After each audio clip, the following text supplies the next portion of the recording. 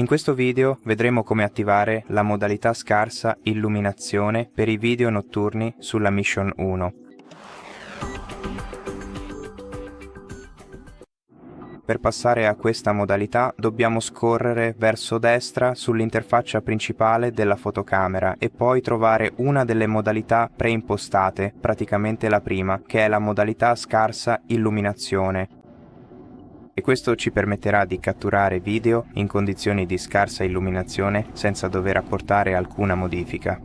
Le riprese realizzate con questa specifica modalità hanno esattamente questo aspetto visivo, il che è senza dubbio piuttosto impressionante ed impatto. Ecco, ma forse, a ben guardare, non è esattamente quello che stavi cercando di ottenere per il tuo progetto?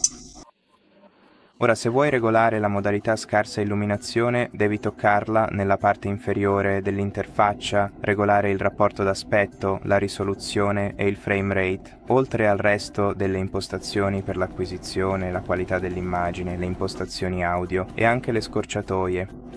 Le impostazioni più importanti si trovano in Immagine, dove puoi regolare la profondità di bit, l'obiettivo digitale, Hypersmooth, il colore, la velocità dell'otturatore, la compensazione EV, il bilanciamento del bianco e la nitidezza dell'immagine.